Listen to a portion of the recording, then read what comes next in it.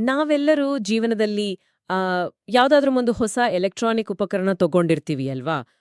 Like TV ಇರ್ಬೋದು ಅಥವಾ ಹೌದು, ಅಥವಾ ವಾಷಿಂಗ್ ಮೆಷಿನ್ ಇರ್ಬೋದು. ಎಕ್ಸಾಕ್ಟ್ಲಿ. ಆ ಪೆಟ್ಟಿಗೆ ಓಪನ್ ಮಾಡಿದಾಗ ಅದ್ರೊಳಗ ಒಂದು ಮ್ಯಾನ್ಯುವಲ್ ಅಥವಾ ಕೈಪಿಡಿ ಸಿಗುತ್ತೆ. ಸಾಮಾನ್ಯವಾಗಿ ನಾವೆಲ್ಲರೂ ಏನ್ ಮಾಡ್ತೀವಿ, ಪ್ಲಗ್ ಎಲ್ಲಿದೆ, ಆನ್ ಮಾಡೋ ಬಟನ್ ಎಲ್ಲಿದೆ ಅಂತ ಮಾತ್ರ ನೋಡ್ತೀವಿ. ಖಂಡಿತ. ಆಮೇಲೆ ಯಂತ್ರ ಕೆಲಸ ಮಾಡೋಕ್ ಶುರುವಾದ್ಮೇಲೆ ಆ ಮ್ಯಾನ್ಯುಯಲ್ನ ಯಾವುದೋ ಮೂಲೆಗೆ ಬಿಸಾಕ್ತೀವಿ. ನಿಜ. ಆದ್ರೆ ಆ ಮೂಲೆಗೆ ಬಿದ್ದಿರೋ ಕೈಪಿಡಿನ ಒಮ್ಮೆ ಬಿಡಿಸಿ ಓದಿದಾಗ ಕೇವಲ ಬಟನ್ ಒತ್ತುವ ಮಾಹಿತಿಯ ಬದಲು ಆ ಯಂತ್ರದ ಕೋಡಿಂಗ್ ರಹಸ್ಯ, ಭೌತಶಾಸ್ತ್ರದ ನಿಯಮಗಳು ಮತ್ತು ಇಡೀ ಬ್ರಹ್ಮಾಂಡದ ಸೃಷ್ಟಿಯ ತತ್ವಗಳೇ ಅದರಲ್ಲಿದ್ರೆ ಹೇಗಿರುತ್ತೆ ಅಂತ ಒಮ್ಮೆ ಯೋಚಿಸಿ. ವಾವ್! ಅದೊಂದು ಸಂಪೂರ್ಣವಾಗಿ ನಮ್ಮ ಆಲೋಚನಾ ಕ್ರಮವನ್ನೇ ಬುಡಮೇಲು ಮಾಡೋ ಅನುಭವ ಅಲ್ವಾ? ಅಂದ್ರೆ ನಾವು ಯಾಂತ್ರಿಕವಾಗಿ ಮಾಡ್ತಿದ್ದ ಕೆಲಸದ ಹಿಂದೆ ಇಷ್ಟು ದೊಡ್ಡ ವಿಜ್ಞಾನ ಇದೆಯಾ ಅನ್ನೋ ಅರಿವು ಮೂಡಿದಾಗ ಆ ಆ ಕೆಲಸ ಕೇವಲ ಕೆಲಸವಾಗಿ ಉಳಿಯೋದಿಲ್ಲ, ಅದೊಂದು ದೊಡ್ಡ ಅನ್ವೇಷಣೆಯಾಗುತ್ತೆ. ಹೌದು, ನಿಖರವಾಗಿ. ಇಂದಿನ ನಮ್ಮ ಈ ಆಳವಾದ ಅಧ್ಯಯನದ ಉದ್ದೇಶ ಕೂಡ ಅದೇ. ನಮ್ಮ ಮುಂದಿರುವ ಈ ಮೂಲಗಳ ರಾಶಿಯಲ್ಲಿ ಒಂದು ಬೃಹತ್ತಾಕಾರದ 800 ಪುಟಗಳ ಪುಸ್ತಕ ಇದೆ. 800 ಪುಟಗಳು. ಹೌದು. ವಿಜಯೇಂದ್ರ ರಾಮನಾಥ ಭಟ್ಟರು ಸಂಪಾದಿಸಿರುವ ಈ ಗ್ರಂಥದ ಹೆಸರು ಸಂಧ್ಯಾವಂದನೆಯ ಅಂತರಂಗ ಸಂಪುಟ 2, ಭಕ್ತಿಯುಕ್ತ ಜ್ಞಾನಯೋಗ. ಮೇಲ್ನೋಟಕ್ಕೆ ಬೆಳಗ್ಗೆ ಮತ್ತೆ ಸಂಜೆ ಮಾಡುವ ಒಂದು ಧಾರ್ಮಿಕ ಆಚರಣೆಯ ನಿಯಮಗಳನ್ನ ಹೇಳುವ ಪುಸ್ತಕದ ತರಹ ಇದು ಕಾಣಬಹುದು. ಆದ್ರೆ ನಮ್ಮ ಗುರಿ ಆ ನಿಯಮಗಳ ಲಿಸ್ಟ್ ಓದೋದಲ್ಲ. ಬದಲಾಗಿ ಈ ಗ್ರಂಥದೊಳಗೆ ಅಡಗಿರುವ ಆ ತತ್ವಶಾಸ್ತ್ರ, ಭಾಷಾಶಾಸ್ತ್ರ ಮತ್ತೆ ವಿಶೇಷವಾಗಿ ಇದರ 13ನೇ ಅಧ್ಯಾಯದಲ್ಲಿ ಬರುವ ಶ್ರೀ ವೇದವ್ಯಾಸರ ಕುರಿತಾದ ಅತ್ಯಂತ ಕುತೂಹಲಕಾರಿ ಚಿಂತನೆಗಳನ್ನ ಅಗೆದು ತೆಗೆಯೋದು. ಖಂಡಿತ. ಆದ್ರೆ ಈ ಅಧ್ಯಯನವನ್ನ ಶುರು ಮಾಡೋ ಮುನ್ನ ಒಂದು ಸ್ಪಷ್ಟೀಕರಣ ಕೊಡೋದು ಬಹಳ ಮುಖ್ಯ ಅಂತ ನನಗನ್ಸುತ್ತೆ. ಸರಿ, ಹೇಳಿ. ಏನೆಂದ್ರೆ, ಈ ಮೂಲ ಗ್ರಂಥದಲ್ಲಿ ಹಲವಾರು ಪೌರಾಣಿಕ ಘಟನೆಗಳ ಉಲ್ಲೇಖ ಇದೆ, ಹಾಗೆ ಧಾರ್ಮಿಕ ನಂಬಿಕೆಗಳ ಚರ್ಚೆ ಇದೆ.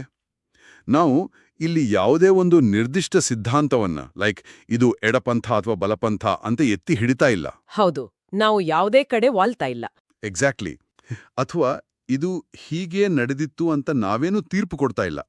ಮೂಲ ಲೇಖಕರು ಆ ವಿಚಾರಗಳನ್ನ ತಮ್ಮ ಪುಸ್ತಕದಲ್ಲಿ ಹೇಗೆ ಮಂಡಿಸಿದ್ದಾರೆ, ಆ ಪದಗಳ ಹಿಂದಿನ ತರ್ಕ ಏನು ಅನ್ನೋದನ್ನ ನಾವು ಸಂಪೂರ್ಣವಾಗಿ ನಿಷ್ಪಕ್ಷಪಾತವಾಗಿ ಒಂದು ವಸ್ತುನಿಷ್ಠ ದೃಷ್ಟಿಕೋನದಿಂದ ವಿಶ್ಲೇಷಣೆ ಮಾಡ್ತಿದ್ವಿ ಅಷ್ಟೇ. ನಿಜ.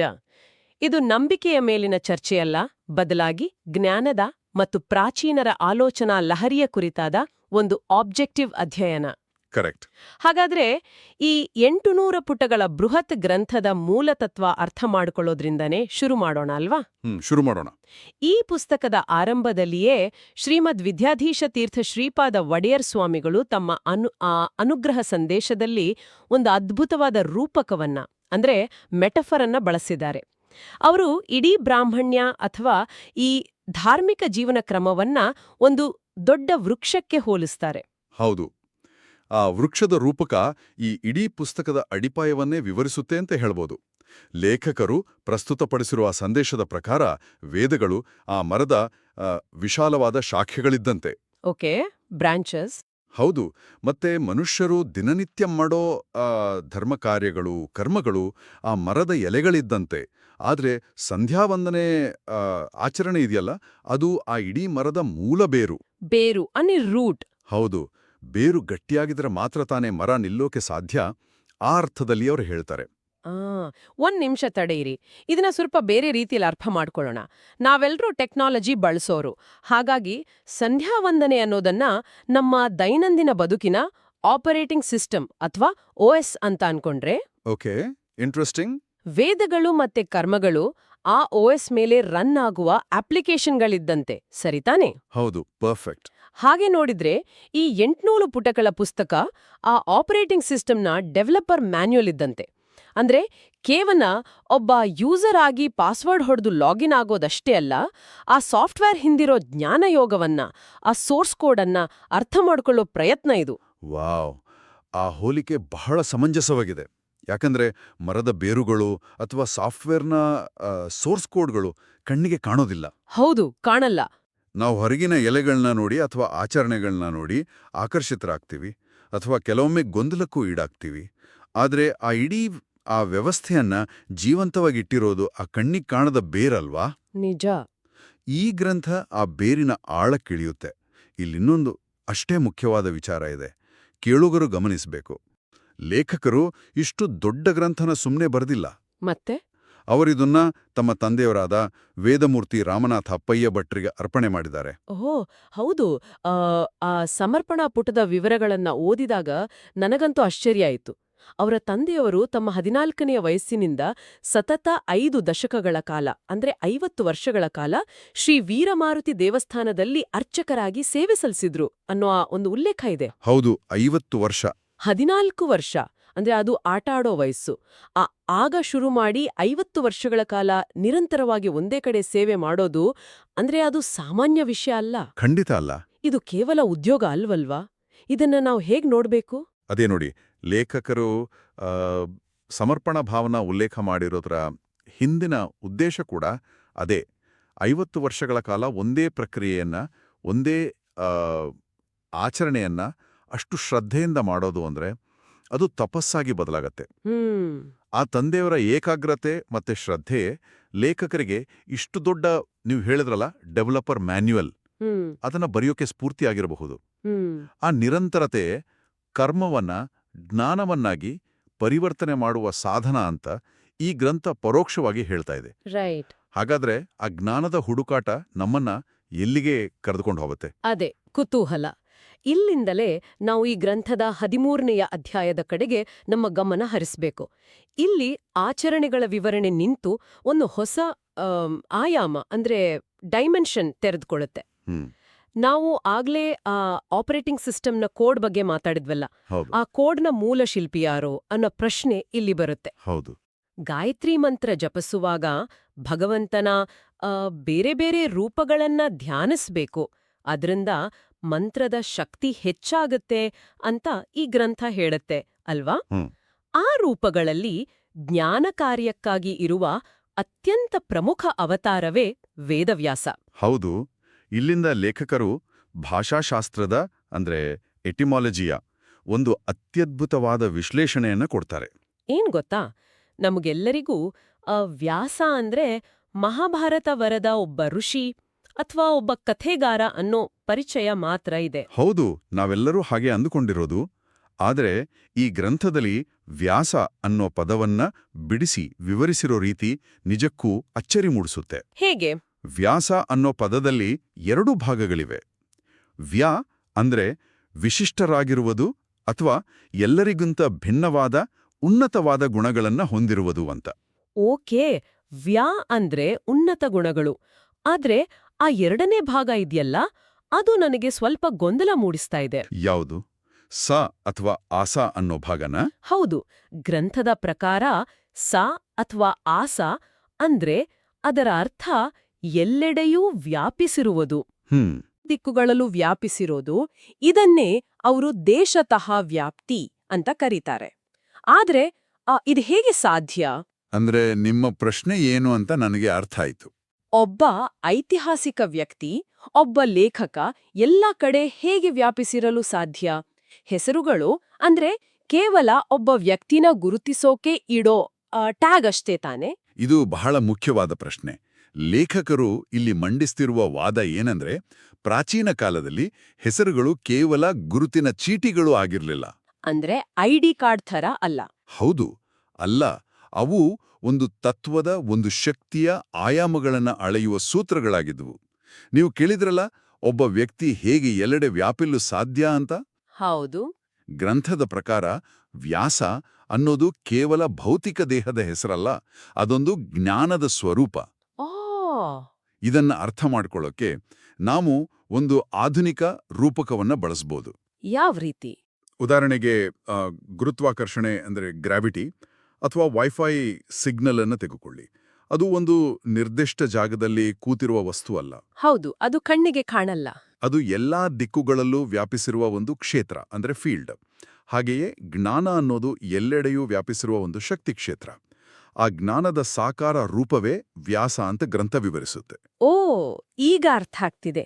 ಅಂದ್ರೆ ಅವರು ವ್ಯಾಸರನ್ನ ಕೇವಲ ವ್ಯಕ್ತಿಯಾಗಿ ನೋಡ್ತಾ ಇಲ್ಲ, ಜ್ಞಾನದ ಭೌಗೋಳಿಕ ಅಸ್ತಿತ್ವವಾಗಿ ನೋಡ್ತಿದ್ದಾರೆ, like a knowledge field. Exactly. ಮತ್ತೆ ಇದೇ ಅಧ್ಯಾಯದಲ್ಲಿ ಅವರು ಇನ್ನೊಂದು ಪದವನ್ನ ಬಳಸ್ತಾರೆ, ಅಪಪೌರುಷೇಯ ಇದು ಕೇವಲ ದಿಕ್ಕುಗಳನ್ನ ಮೀರೋದರ ಬಗ್ಗೆ ಅಲ್ಲ ಅಲ್ವಾ? ಹೌದು. ದಿಕ್ಕು ಅಂದರೆ ಸ್ಪೇಸ್ನ ಬಗ್ಗೆ ಮಾತ್ರ ಅಲ್ಲ.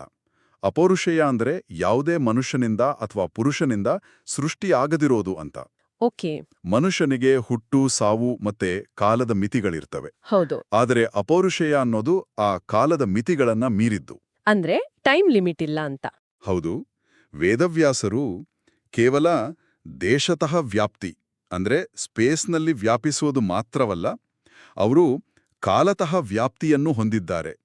ಭೂತ, ಭವಿಷ್ಯ ಮತ್ತೆ ವರ್ತಮಾನಗಳೆಲ್ಲವನ್ನೂ ಮೀರಿದ ಅಸ್ತಿತ್ವ ಅವರದು ಅಂತ ಲೇಖಕರು ಪ್ರತಿಪಾದಿಸ್ತಾರೆ. ಆ ಒಂದು ನಿಮಿಷ. ಅವರು ಕಾಲವನ್ನ ಮೀರಿದವರು, ಸ್ಪೇಸನ್ನ ಮೀರಿದವರು ಅಂತ ಹೇಳೋದು ಒಂದ್ ಕಡೆ ಇರ್ಲಿ. ಆದ್ರೆ ಆ ಗ್ರಂಥದಲ್ಲಿ ಮುಂದೆ ಅವರು ಮಾಡಿರೋ ಕಾರ್ಯಗಳ ಲಿಸ್ಟ್ ನೋಡಿದ್ರೆ ಇದು ಯಾವುದೋ ಹೈ ಲೆವೆಲ್ ಸೈನ್ಸ್ ಫಿಕ್ಷನ್ ಕಾದಂಬರಿ ಓದಿದ ಹಾಗೆ ಅನ್ಸುತ್ತೆ ನನಗೆ. ನಗು. ಹೌದು, ಮೇಲ್ನೋಟಕ್ಕೆ ಹಾಗೆ ಅನ್ಸುತ್ತೆ. ಯಾಕಂದ್ರೆ ಮೊದಲನೇದಾಗಿ ಮಹಾಭಾರತ ಯುದ್ಧ ನಡೆಯುವ ಸುಮಾರು 70 ವರ್ಷಗಳ ಮುಂಚೆನೆ ಆ ಯುದ್ಧದ ಸಂಪೂರ್ಣ ಚಿತ್ರಣ ಒಳಗೊಂಡ ಮಹಾಭಾರತವನ್ನ ಅವರು ರಚಿಸಿದ್ರು ಅಂತ ಲೇಖಕರು ಉಲ್ಲೇಖ ಮಾಡ್ತಾರೆ. ಹೌದು. 70 ವರ್ಷಗಳ ಭವಿಷ್ಯವನ್ನ ಇಂಚಾಗಿ ಬರೆಯೋದು ಅಂದ್ರೆ ಇದು ಕೇವಲ ಭವಿಷ್ಯವಾಣಿನೋ ಅಥವಾ ಅವರು ಟೈಮ್ ಟ್ರಾವೆಲ್ ಮಾಡಿದ್ರು ಅನ್ನೋ ಪ್ರಶ್ನೆ ಮೂಡುತ್ತೆ ಅಲ್ವಾ? ಲೇಖಕರು ಘಟನೆಯನ್ನ ಪ್ರಸ್ತುತಪಡಿಸಿರೋ ರೀತಿ ಬಹಳ ಕುತೂಹಲಕಾರಿಯಾಗಿದೆ. ಗೊತ್ತಾ, ಭವಿಷ್ಯವಾಣಿ ಅಂದ್ರೆ ಮುಂದೆ ಹೀಗಾಗಬಹುದು ಅಂತ ನಾವು ಊಹಿಸೋದು, ಗೆಸ್ ಮಾಡೋದು. ಹೌದು. ಆದ್ರೆ ಇಲ್ಲಿ ಊಹೆ ಇಲ್ಲ, ಬದಲಾಗಿ ಒಂದು ನಿಖರವಾದ ಡಾಕ್ಯುಮೆಂಟೇಶನ್ ಇದೆ. ಡಾಕ್ಯುಮೆಂಟೇಶನ್. ಹೌದು.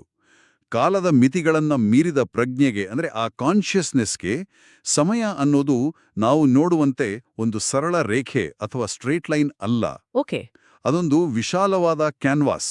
ಆ ಕ್ಯಾನ್ವಾಸ್ನಲ್ಲಿ ನಿಂತು ನೋಡಿದಾಗ ಭವಿಷ್ಯದಲ್ಲಿ ನಡೆಯುವ ಘಟನೆಗಳು ಈಗಾಗಲೇ ನಡೆದು ಹೋದ ಘಟನೆಗಳಷ್ಟೇ ಸ್ಪಷ್ಟವಾಗಿ ಕಾಣುತ್ತವೆ ಅನ್ನೋ ತಾತ್ವಿಕ ನಿಲುವನ್ನ ಗ್ರಂಥ ಇಲ್ಲಿ ಮಂಡಿಸ್ತಾ ಇದೆ. ಆ ಕಾಲದ ಪರಿಕಲ್ಪನೆ, ಟೈಮ್ ಕಾನ್ಸೆಪ್ಟ್ ಅನ್ನ ಒಪ್ಕೊಳ್ಳೋಣ ಸರಿ.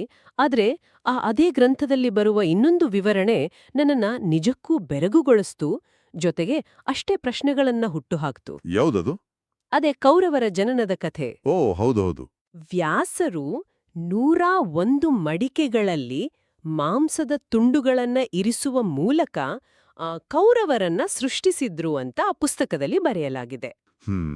ಇದು ಕೇಳೋಕೆ ಈಗಿನ ಲ್ಯಾಬ್ನಲ್ಲಿ ನಡೆಯುವ ಸೆಲ್ಯುಲಾರ್ ಡಿವಿಷನ್ ಅಥವಾ ಕ್ಲೋನಿಂಗ್ ಟೆಕ್ನಾಲಜಿಯ ಪ್ರಾಚೀನ ರೂಪಕದ ತರ ಕಾಣೋದಿಲ್ವಾ? ಖಂಡಿತ.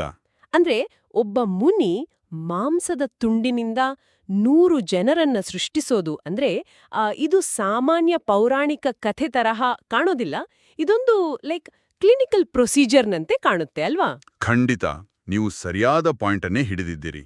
ಸಾಮಾನ್ಯ ಪೌರಾಣಿಕ ಕಥೆಗಳಲ್ಲಿ ವರ ಕೊಡೋದು, ಶಾಪ ಕೊಡೋದು ಇರುತ್ತೆ. ಹೌದು, ಅದೊಂದು ಮ್ಯಾಜಿಕ್ ತರಹ. ಆದ್ರೆ ಇಲ್ಲಿ ಒಂದು ಭೌತಿಕ ವಸ್ತುವನ್ನ ಅಂದ್ರೆ ಆ ಮಾಂಸದ ತುಂಡನ್ನ ನಿರ್ದಿಷ್ಟ ಪರಿಸರದಲ್ಲಿ ಅಂದ್ರೆ ಆ ಮಡಿಕೆಗಳಲ್ಲಿಟ್ಟು ಜೀವಿಗಳನ್ನ ಸೃಷ್ಟಿಸುವ ಭೌತಿಕ ಪ್ರಕ್ರಿಯೆಯ ವಿವರಣೆ ಇದೆ. ಎಕ್ಸಾಕ್ಟ್ಲಿ. ಲೇಖಕರ ಪ್ರಕಾರ ಇದು ವ್ಯಾಸರ ಅಗಾಧವಾದ ವಿಜ್ಞಾನ ಮತ್ತೆ ಜ್ಞಾನದ ಸಂಕೇತ. ಆ ಪ್ರಜ್ಞೆ ಅಂದ್ರೆ ಆ ಕಾನ್ಷಿಯಸ್ನೆಸ್ ಅತ್ಯುನ್ನತ ಮಟ್ಟವನ್ನ ತಲುಪಿದಾಗ ಅದು ಆ ಜೀವಕೋಶಗಳ ಮಟ್ಟದಲ್ಲಿ ಸೆಲ್ಯುಲರ್ ಲೆವೆಲ್ನಲ್ಲಿ ಭೌತಿಕ ವಸ್ತುವನ್ನ ನಿಯಂತ್ರಿಸುವ ಶಕ್ತಿಯನ್ನ ಪಡೆಯುತ್ತೆ ಅನ್ನೋದನ್ನ ಈ ಘಟನೆ ಸೂಚಿಸುತ್ತೆ. ವಾವ್. ಗ್ರಂಥ ಇದನ್ನ ಕೇವಲ ಮ್ಯಾಜಿಕ್ ಅಂತ ಹೇಳದೆ ಜ್ಞಾನದ ಕಾರ್ಯರೂಪ ಅಂತ ವಿವರಿಸ್ತಾ ಇದೆ. ಮತ್ತೆ ಅದು ಕೇವಲ ಸೃಷ್ಟಿಗೆ ಮಾತ್ರ ಸೀಮಿತವಾಗಿಲ್ಲ. ಮತ್ತೆ ಸಾವಿನ ನಂತರದ ಪ್ರಪಂಚದ ಮೇಲೂ ಅವರ ನಿಯಂತ್ರಣ ಇತ್ತು ಅನ್ನೋ ಇನ್ನೊಂದು ಪ್ರಸ್ತಾಪ ಇದೆ ಅಲ್ಲಿ. ಹೌದು. ಕುರುಕ್ಷೇತ್ರ ಯುದ್ಧದ ನಂತರದ ಘಟನೆ ಅಲ್ವಾ? ಹೌದು. ಮಹಾಭಾರತ ಯುದ್ಧ ಮುಗಿದು ಹಲವು ವರ್ಷಗಳ ನಂತರ ಮೃತಪಟ್ಟ ಆ ಯೋಧರನ್ನ ಅವರು ಬೇರೆ ಬೇರೆ ಲೋಕಗಳಿಂದ ಕರೆತಂದ್ರು ಅಂತ ಲೇಖಕರು ಬರೀತಾರೆ. ಕೇವಲ ಕರೆತರುವುದಷ್ಟೇ ಅಲ್ಲ, ಬದುಕಿರುವ ಅವರ ಸಂಬಂಧಿಕರು ಗುರುತಿಸುವ ಹಾಗೆ ಅವರ ಆ ಹಳೆಯ ದೇಹ ಮತ್ತೆ ಹಳೆಯ ವೇಷಭೂಷಣಗಳ ಜೊತೆಯಲ್ಲೇ ಅವರನ್ನ ಪ್ರಕಟಿಸಿದ್ರು. ಇದು ಹೇಗೆ ಸಾಧ್ಯ? ಅದೇ ದೊಡ್ಡ ಪ್ರಶ್ನೆ. ಒಮ್ಮೆ ಮಣ್ಣಾದ ದೇಹ, ಉರಿದು ಹೋದ ಬಟ್ಟೆ ಮತ್ತೆ ಅದೇ ರೂಪದಲ್ಲಿ ಹೇಗೆ ಬರಲು ಸಾಧ್ಯ? ಭೌತಶಾಸ್ತ್ರದ ನಿಯಮಗಳ ಪ್ರಕಾರ ಇದು ಅಸಾಧ್ಯ ಅಂತ ಅನ್ಸ್ಬೋದು. ಆದರೆ ಗ್ರಂಥದ ತಾತ್ವಿಕ ಹಿನ್ನೆಲೆಯಲ್ಲಿ ನೋಡಿದಾಗ ವಿಶ್ವಾದ್ಯಂತ ಯಾವುದೇ ವಸ್ತು ಅಥವಾ ಮಾಹಿತಿ ಸಂಪೂರ್ಣವಾಗಿ ನಾಶ ಆಗೋದಿಲ್ಲ ಅನ್ನೋ ಪ್ರಾಚೀನ ನಂಬಿಕೆ ಇಲ್ಲಿದೆ. ಅಂದ್ರೆ ಎನರ್ಜಿ ಕೆನಾಟ್ ಬಿ ಡಿಸ್ಟ್ರಾಯ್ಡ್ ಅನ್ನೋ ಹಾಗೆ. ಎಕ್ಸಾಕ್ಟ್ಲಿ. ಕೇವಲ ಅದರ ರೂಪ ಬದಲಾಗಿರುತ್ತೆ ಅಷ್ಟೇ. ಆ ಕಾಸ್ಮಿಕ್ ಮೆಮರಿ ಅಥವಾ ಆ ಬ್ರಹ್ಮಾಂಡದ ಸ್ಮರಣಾಕೋಶದಿಂದ ಮಾಹಿತಿಯನ್ನ ಮರುಪಡೆಯುವ ಡೌನ್ಲೋಡ್ ಮಾಡುವ ಶಕ್ತಿ ವೇದವ್ಯಾಸರಿಗೆ ಇತ್ತು ಅನ್ನೋದು ಇದರ ಒಳಾರ್ಥ. ಓ, ಇದು ಬಹಳ ಡೀಪ್ ಆಗಿದೆ. ಹೌದು. ವಸ್ತು ಮತ್ತೆ ಶಕ್ತಿಯ ಅಂದ್ರೆ ಮ್ಯಾಟರ್ ಮತ್ತೆ ಎನರ್ಜಿಯ ನಡುವಿನ ಆ ರೇಖೆಯನ್ನ ಅಳಿಸಿ ಹಾಕುವಷ್ಟು ಅವರ ಜ್ಞಾನ ವ್ಯಾಪಕವಾಗಿತ್ತು ಅನ್ನೋದನ್ನು ಸ್ಥಾಪಿಸೋಕೆ ಲೇಖಕರು ಈ ಘಟನೆಯನ್ನ ಉಲ್ಲೇಖ ಮಾಡ್ತಾರೆ. ಇವೆಲ್ಲವನ್ನು ನೋಡಿದಾಗ ವೇದಗಳನ್ನ ವಿಂಗಡಿಸಿದ್ದು, ಮೊದಲ ಮತ್ತೆ ಕೊನೆಯ ಭಾಗಗಳನ್ನ ತಾವೇ ಮಾಡಿ ಮಧ್ಯದ ಭಾಗವನ್ನ ಪೈಲ ಮುಂತಾದ ತಮ್ಮ ಶಿಷ್ಯರಿಗೆ ವಹಿಸಿದ್ದು, ಅಥವಾ ಅರಣ್ಯದಲ್ಲಿ ಶುಕಮುನಿಯ ಸೃಷ್ಟಿ ಮಾಡೋದು, ಇವೆಲ್ಲವೂ ಕೇವಲ ಒಬ್ಬ ಲೇಖಕನ ಕೆಲಸ ಅಲ್ಲ. ಬದಲಾಗಿ ಜೀವಶಾಸ್ತ್ರ, ಭೌತಶಾಸ್ತ್ರ ಮತ್ತೆ ಕಾಲದ ನಿಯಮಗಳನ್ನ ಮೀರಿದ ಒಬ್ಬ ಮಹಾನ್ ವಾಸ್ತುಶಿಲ್ಪಿ ಅಥವಾ ಸೃಷ್ಟಿಯ ಇಂಜಿನಿಯರ್ನ ಕೆಲಸಗಳ ಥರ ಕಾಣ್ತವೆ. ಹೌದು, ಖಂಡಿತ. ಗ್ರಂಥದ ಉದ್ದೇಶ ಕೂಡ ಅದೇ ಆಗಿದೆ. ಆಚರಣೆಯ ಬೇರಿನಿಂದ ಶುರು ಮಾಡಿ ಆ ಬೇರಿಗೆ ನೀರುಣಿಸುವ ಆ ಜ್ಞಾನದ ಅಗಾಧತೆಯನ್ನ ವಿವರಿಸೋದು. ನಿಜ. ಈ ಅಗಾಧವಾದ ಶಕ್ತಿಯನ್ನ, ಈ ಕಾಲಾತೀತವಾದ ಜ್ಞಾನವನ್ನ ಅಳಿಯೋಕೆ ಲೇಖಕರು ಕೊನೆಯದಾಗಿ ಒಂದು ಅದ್ಭುತವಾದ ಹೋಲಿಕೆಯನ್ನ ಕೊಡ್ತಾರೆ. ಯಾವ ಹೋಲಿಕೆ? ನಮ್ಗೆ ತಿಳಿದಿರುವ, ನಾವು ಪ್ರತಿದಿನ ನೋಡುವ ಆ ಪ್ರಕೃತಿಯ ಅತ್ಯಂತ ಶಕ್ತಿಶಾಲಿ ಮೂಲವಾದ ಸೂರ್ಯನಿಗೆ ವೇದವ್ಯಾಸರನ್ನ ಹೋಲಿಸ್ತಾರೆ. ಓ, ಸೂರ್ಯನಿಗೆ ಹೋಲಿಸ್ತಾರೆ. ಆದ್ರೆ ಆ ಸೂರ್ಯನ ಹೋಲಿಕೆಯಲ್ಲೇ ಒಂದು ದೊಡ್ಡ ಟ್ವಿಸ್ಟ್ ಇದೆ ಅಂತ ಅನ್ಸುತ್ತೆ. ಹೌದು. ಯಾಕೆಂದ್ರೆ ಲೇಖಕರು ವ್ಯಾಸರನ್ನ ಭಾಸ್ಕರನಿಗೆ ಹೋಲಿಸ್ತಾರೆ, ಆದ್ರೆ ಒಂದು ಸ್ಪಷ್ಟವಾದ ವ್ಯತ್ಯಾಸವನ್ನ ಕೂಡ ತೋರಿಸ್ತಾರೆ. ಸೂರ್ಯನ ಬೆಳಕು ಕೇವಲ ಹಗಲಿನಲ್ಲಿ ಮಾತ್ರ ಇರುತ್ತೆ, ಮತ್ತೆ ಆ ಬೆಳಕು ಕೇವಲ ಭೌತಿಕ ಕತ್ತಲೆಯನ್ನ, ಅಂದ್ರೆ ನಮ್ಮ ಕಣ್ಣಿಗೆ ಕಾಣೋ ಆ ಜಡ ಕತ್ತಲೆಯನ್ನ ಮಾತ್ರ ದೂರ ಮಾಡುತ್ತೆ ಅಂತ ಅವ್ರು ಹೇಳ್ತಾರೆ. ಹಾಗಾದ್ರೆ ಆ ವ್ಯಾಸರ ಜ್ಞಾನದ ಬೆಳಕು ಸೂರ್ಯನಿಗಿಂತ ಹೇಗೆ ಭಿನ್ನ? ಲೇಖಕರ ವಾದದ ಪ್ರಕಾರ ಏನ್ ಗೊತ್ತಾ, ಸೂರ್ಯ ಎಷ್ಟೇ ಶಕ್ತಿಶಾಲಿ ಆಗಿದ್ರೂ ಅವನಿಗೆ ಆ ಕಾಲದ ಮತ್ತೆ ಭೌಗೋಳಿಕ ಮಿತಿಗಳಿವೆ ಅಲ್ವಾ? ಹೌದು. ಸನ್ಸೆಟ್ ಆಗುತ್ತೆ, ಸಂಜೆ ಆಗ್ತಿದ್ದಂತೆ ಸೂರ್ಯ ಮರೆಯಾಗ್ತಾನೆ, ಮತ್ತೆ ಸೂರ್ಯ ಕೇವಲ ಆ ಹೊರಗಿನ ಪ್ರಪಂಚವನ್ನು ಮಾತ್ರ ಬೆಳಗಬಲ್ಲ. ಕರೆಕ್ಟ್. ಆದರೆ ಆ ವೇದವ್ಯಾಸರು ಪ್ರತಿನಿಧಿಸುವ ಜ್ಞಾನದ ಬೆಳಕು ಇದೆಯಲ್ಲ, ಅದು ಅಜ್ಞಾನ ಅನ್ನೋ ಆಂತರಿಕ ಕತ್ತಲೆಯನ್ನ, ಅಂದ್ರೆ ನಮ್ಮ ಆ ಮನಸ್ಸಿನ ಒಳಗಿನ ಕತ್ತಲೆಯನ್ನು ದೂರ ಮಾಡುತ್ತೆ. ವಾವ್. ಭೌತಿಕ ಬೆಳಕು ಕಣ್ಣಿಗೆ ಕಾಣಲು ಸಹಾಯ ಮಾಡಿದ್ರೆ, ಜ್ಞಾನದ ಬೆಳಕು ಅರ್ಥ ಮಾಡಿಕೊಳ್ಳೋಕ್ಕೆ ಸಹಾಯ ಮಾಡುತ್ತೆ. ಮತ್ತೆ ಈ ಜ್ಞಾನದ ಬೆಳಕಿಗೆ ಅಸ್ತಮಯವೇ ಇಲ್ಲ ಅಂತ ಅವ್ರು ಹೇಳ್ತಾರೆ. ಇದು ನಿರಂತರವಾಗಿ ಬೆಳಗುತ್ತಲೇ ಇರುತ್ತೆ. ಆಪರೇಟಿಂಗ್ ಸಿಸ್ಟಮ್ನ ಹೋಲಿಕೆಗೆ ನಾವು ಮತ್ತೆ ಹಿಂತಿರುಗೋದಾದ್ರೆ ಇದನ್ನ ನಾವು ಹೀಗೆ ಹೇಳಬಹುದು ಅಂತ ನನಗನ್ನಿಸುತ್ತೆ. ಸೂರ್ಯನ ಬೆಳಕು ನಮ್ಮ ಕಂಪ್ಯೂಟರ್ನ ಆ ಮಾನಿಟರ್ ಅನ್ನ ಬೆಳಗಿಸುತ್ತೆ, ಆಗ ನಾವು ಸ್ಕ್ರೀನ್ ಅನ್ನ ನೋಡಬಹುದು. ಹೌದು, ಹೌದು. ಆದ್ರೆ ಆ ವ್ಯಾಸರೆಂಬ ಆ ಜ್ಞಾನದ ಬೆಳಕು ಆ ಸಾಫ್ಟ್ವೇರ್ನ ಮೂಲ ಕೋಡನ್ನೇ ನಮಗೆ ಅರ್ಥೈಸುತ್ತೆ. ಎಕ್ಸಾಕ್ಟ್ಲಿ. ಮಾನಿಟರ್ ಆಫ್ ಆದ್ರೂ ಕೂಡ ಕೋಡ್ ತನ್ನ ಕೆಲಸ ಮಾಡ್ತಲೇ ಇರುತ್ತೆ. ಒಮ್ಮೆ ಆ ಆಂತರಿಕ ಅಜ್ಞಾನದ ಕತ್ತಲೆ ದೂರವಾದ್ರೆ ಆಗ ನಾವು ಇಡೀ ಆ ಬ್ರಹ್ಮಾಂಡದ ಕೆಲಸ ಮಾಡೋ ಆ ರೀತಿಯನ್ನೇ ಸಂಪೂರ್ಣವಾಗಿ ಅರ್ಥ ಮಾಡ್ಕೊಳ್ಬಹುದು. ಅತ್ಯಂತ ನಿಖರವಾದ ಸಾರಾಂಶ. ಈ 800 ಪುಟಗಳ ಸಂಧ್ಯಾವಂದನೆಯ ಅಂತರಂಗ ಇದೆಯಲ್ಲ, ಅದು ಕೇವಲ ದೈನಂದಿನ ನಿಯಮಗಳ ಪಟ್ಟಿಯಾಗಿ ಖಂಡಿತ ಉಳಿಯೋದಿಲ್ಲ. ನಿಜ. ಅದು ನಮ್ಮನ್ನ ಭಾಷಾಶಾಸ್ತ್ರದ ಆಳಕ್ಕೆ ಕರೆದುಕೊಂಡು ಹೋಗುತ್ತೆ. ವ್ಯಾಸ ಅನ್ನೋ ಶಬ್ದದೊಳಗಿರೋ ಸ್ಪೇಸ್ ಮತ್ತೆ ಟೈಮ್ನ ಪರಿಕಲ್ಪನೆಗಳು, ಜ್ಞಾನ ಅನ್ನೋದು ಸೂರ್ಯನಿಗಿಂತಲೂ ಮಿಗಿಲಾದ ಶಕ್ತಿ ಅನ್ನೋ ತತ್ವ, ಇವೆಲ್ಲವನ್ನೂ ಲೇಖಕರು ಅತ್ಯಂತ ವ್ಯವಸ್ಥಿತವಾಗಿ ಇದರಲ್ಲಿ ಮಂಡಿಸಿದ್ದಾರೆ. ಒಂದು ಸಾಮಾನ್ಯ ಆಚರಣೆಯ ಹಿಂದೆ ಇಷ್ಟೆಲ್ಲ ಚಿಂತನೆಗಳಿದವೆ ಅನ್ನೋದು ಪ್ರಾಚೀನರ ಬೌದ್ಧಿಕ ಮಟ್ಟವನ್ನು ತೋರಿಸುತ್ತೆ. ನಿಜ. ಎಲ್ಲಿಯ ಯಂತ್ರದ ಮ್ಯಾನ್ಯುವಲ್, ಎಲ್ಲಿಯ ಆ ಆಚರಣೆಯ ಕೈಪಡಿ, ಮತ್ತೆ ಎಲ್ಲಿಯ ಕಾಲದೇಶಗಳನ್ನ ಮೀರಿದ ಆ ಕ್ವಾಂಟಮ್ ಜ್ಞಾನದ ಚಿಂತನೆ. ನಾವು ಶುರು ಮಾಡಿದ್ದು ಕೇವಲ ಆ ಬೇರುಗಳ ಪರಿಕಲ್ಪನೆಯಿಂದ, ಆದ್ರೆ ಆ ಬೇರುಗಳು ನಮ್ಮನ್ನ ಈ ಸೃಷ್ಟಿಯ ರಹಸ್ಯಗಳವರೆಗೂ ಕೊಂಡೊಯ್ಲ್ವು. ಇದೇ ನೋಡಿ ಇಂತಹ ಗ್ರಂಥಗಳನ್ನು ಓದೋದ್ರ ಹಿಂದಿನ ಸಾರ್ಥಕತೆ. ಯಾವುದೇ ಪ್ರಾಚೀನ ಗ್ರಂಥವನ್ನ ಅಥವಾ ಆ, ಆಚರಣೆಯನ್ನ ಮೇಲ್ನೋಟಕ್ಕೆ ನೋಡಿ ನಾವು ಯಾವತ್ತೂ ತೀರ್ಮಾನಿಸಬಾರದು. ಖಂಡಿತ. ಅದರ ಪ್ರತಿಯೊಂದು ಪದ, ಆ ಪ್ರತಿಯೊಂದು ಕಥೆಯ ಹಿಂದೆ ಆ ವಿಶಿಷ್ಟವಾದ ಅರ್ಥಗಳ ಪದರಗಳು ಇರ್ತವೆ ಅನ್ನೋದನ್ನ ಈ ಪುಸ್ತಕ ಸಾಬೀತುಪಡಿಸುತ್ತೆ. ಆಳವಾದ ಚರ್ಚೆಯ ಕೊನೆಯಲ್ಲಿ ಈ ಎಲ್ಲಾ ವಿಷಯಗಳನ್ನ ಆಲಿಸಿದ ಪ್ರತಿಯೊಬ್ಬರಲ್ಲೂ ನಾನು ಒಂದು ಆಳವಾದ ಪ್ರಚೋದನಾತ್ಮಕವಾದ ಅಂತಿಮ ಚಿಂತನೆಯನ್ನ ಬಿಟ್ಟು ಹೋಗಲು ಇಷ್ಟಪಡ್ತೀನಿ. ಆ ಖಂಡಿತ. ಆ ಚಿಂತನೆ ಈ ಇಡೀ ಅಧ್ಯಯನದ ಸಾರವನ್ನು ಉರಿಗೆ ಹಚ್ಚುವಂತಿರ್ಲಿ. ಹೌದು.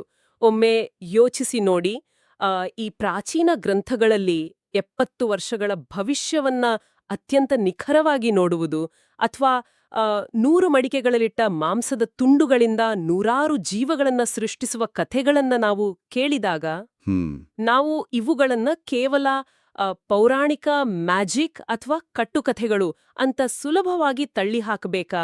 ನಿಜ, ಅದು ದೊಡ್ಡ ಪ್ರಶ್ನೆ.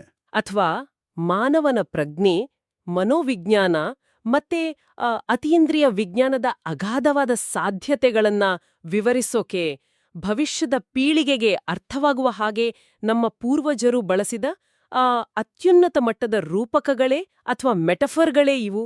ಹೌದು, ಸಾಧ್ಯತೆ ಇದೆ. ಕಾಲದ ಅತ್ಯುನ್ನತ ಜ್ಞಾನವನ್ನ ಅವರು ಕಥೆಗಳ ರೂಪದಲ್ಲಿ ನಮಗಾಗಿ ಎನ್ಕೋಡ್ ಮಾಡಿದ್ದಾರಾ? ಸ್ವಲ್ಪ ಆಳವಾಗಿ ಯೋಚಿಸಿ. ಮುಂದಿನ ಬಾರಿ ಆ ಯಂತ್ರದ ಮ್ಯಾನ್ಯುವಲ್ ನೋಡಿದಾಗ, ಅಥವಾ ಬೆಳಿಗ್ಗೆ ಎದ್ದು ನಿಮ್ಮದೇ ಯಾವುದಾದರೂ ದೈನಂದಿನ ಆಚರಣೆಗಳನ್ನ ಮಾಡ್ತಾ ಇರಬೇಕಾದ್ರೆ, ಕೇವಲ ಯಾಂತ್ರಿಕವಾಗಿ ಬಟನ್ ಒತ್ತುವುದಷ್ಟೇ ಅಲ್ಲ, ಅದರ ಹಿಂದಿನ ಆ ಕೋಡನ್ನ ಡಿಕೋಡ್ ಮಾಡೋದು ನಿಮ್ಮೊಳಗಿನ ಜ್ಞಾನದ ಬೆಳಕಿಗೆ ಬಿಟ್ಟದ್ದು. ವಂದನೆಗಳು.